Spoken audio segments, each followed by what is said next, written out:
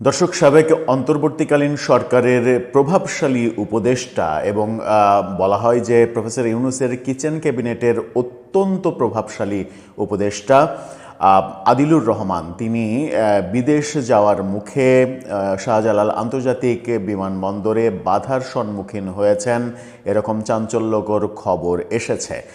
বিভিন্ন গণমাধ্যমে বিভিন্ন রকমের খবর দেয়া হচ্ছে।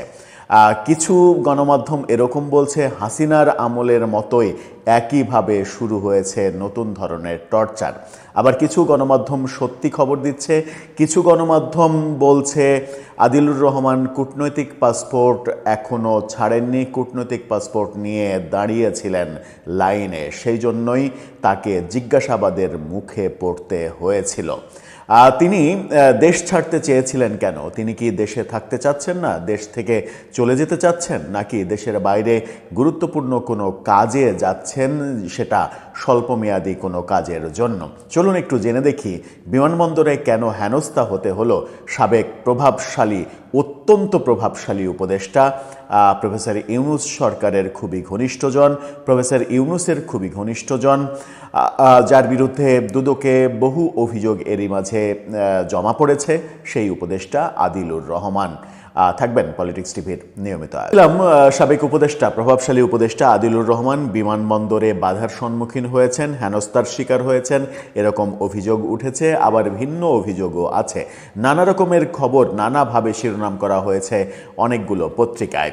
আমার দেশ এটাকে শেখ হাসিনার আমলের ফ্যাসিজম হিসেবে তুলে ধরার চেষ্টা করেছে।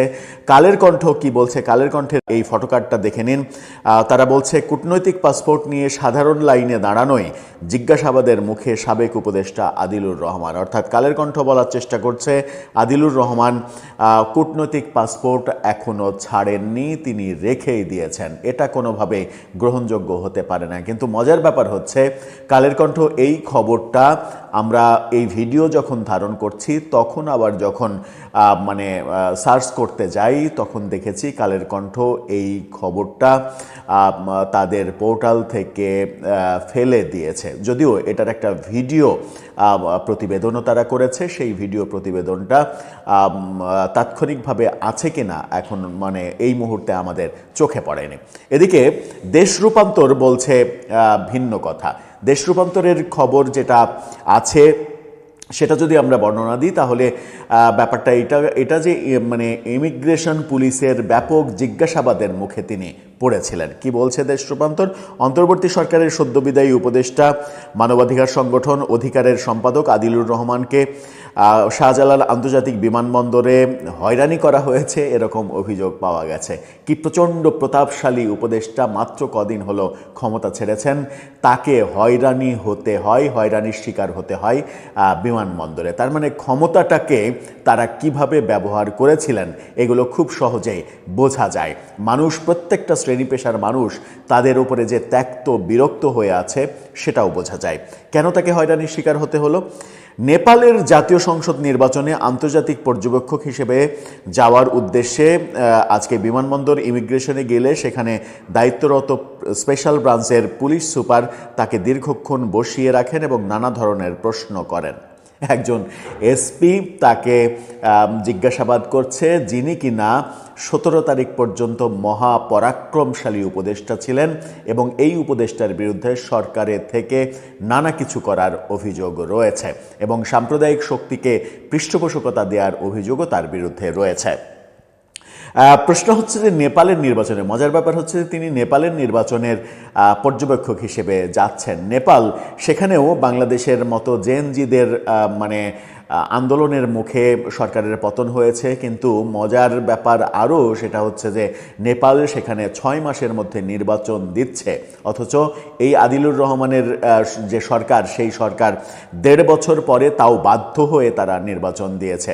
নেপালে ক্ষমতাচ্যুত প্রধানমন্ত্রী আবারও নির্বাচন করছেন। নেপালে যারা বিদ্রোহ করেছিল, বিদ্রোহীরা আবার ক্লাসে পড়ার টেবিলে ফিরে গিয়েছিল। কিন্তু বাংলাদেশে যারা বিদ্রোহের নেতৃত্ব দিয়েছিল তারা সরকারে গিয়েছে, সরকারের ক্ষমতাবান হয়েছে, তারপরে রাজনৈতিক দল করেছে সরকারি পৃষ্ঠপোষকতায়, তারপরে নির্বাচন করেছে, নির্বাচনেও নানা ধরনের তাদেরকে নিয়ে বিতর্ক রয়েছে। এই বিতর্কগুলো তারা জন্ম না দিলেই বোধহয় ভালো হতো। নেপাল সেখানে একটা উৎকৃষ্ট উদাহরণ তৈরি করেছে এবং বিশেষ করে সুশীলা কার্কি, যিনি অন্তর্বর্তীকালীন সরকারের প্রধান হিসেবে দায়িত্ব পালন করেছেন, তিনি প্রফেসর ইউনূসকে চোখে আঙুল দিয়ে দেখিয়ে দিয়েছেন যে ক্ষমতার মোহ তার নেই। তিনি 6 মাসের মধ্যে নির্বাচন দিয়েছেন এবং কঠোর হাতে সব কিছু নিয়ন্ত্রণ করেছেন এবং ক্ষমতাচ্যুত প্রধানমন্ত্রী নির্বাচনে অংশগ্রহণ করছেন। সূত্র জানাচ্ছে, সদ্যবিদায়ী উপদেষ্টা পরিচয়ে পাওয়ার পরও ইমিগ্রেশনের দায়িত্বরত কর্মকর্তা তাকে হয়রানি করেন বলে আদিলুর রহমান অভিযোগ করেন। এখন অভিযোগ করা ছাড়া তার উপায় নেই, কারণ তার হাতে এখন আর ক্ষমতা নেই। তিনি নেপালে নির্বাচন পর্যবেক্ষণে যাওয়ার উদ্দেশ্যের কথা জানালেও দীর্ঘক্ষণ বসিয়ে রাখা হয়। পরে নির্দেশনা পেয়ে তাকে যাওয়ার অনুমতি দেওয়া হয়েছে বলে জানিয়েছেন এসবির এক কর্মকর্তা। দেশ রূপান্তরকে তিনি বলেন, কাগজপত্র পরীক্ষা নিরীক্ষা করতে যেটুকু সময় লেগেছে সেটাই করা হয়েছে, তাকে কোনো ধরনের হয়রানি করা হয়নি। এই কথা তিনি বলেছেন। এখন দেশ রূপান্তর যখন বলছে যে তাকে হয়রানি করা হয়েছে, তখন কালের কণ্ঠ দাবি করছে যে তিনি কূটনৈতিক পাসপোর্ট নিয়ে লাইনে দাঁড়িয়েছিলেন। এই ব্যাপারটা যদি সত্য হয়, তিনি যদি এখনও কূটনৈতিক পাসপোর্ট নিজের কাছে রেখে থাকেন, তাহলে সেটা একটা চরমতম অপরাধ হওয়ার কথা। উপদেষ্টাদের সবারই কূটনৈতিক পাসপোর্ট জমা দেওয়ার কথা, কারণ রাষ্ট্রের দায়িত্বে না থাকলে কূটনৈতিক পাসপোর্ট তার রাখার কোনো অধিকার নেই। দর্শক, আপনার কি মনে হয় ক্ষমতা কতটা মানে দম্ভের হলে, ক্ষমতাশালী অবস্থায় কতটা দম্ভ প্রকাশ করলে এরকম ক্ষমতা হারানোর পরে বিমানবন্দরে সাধারণ লাইনে দাঁড়াতে হয় এবং হেনস্থা হতে হয়? এটাই কি তার প্রমাণ? আপনার মতামত জানিয়ে লিখতে পারেন।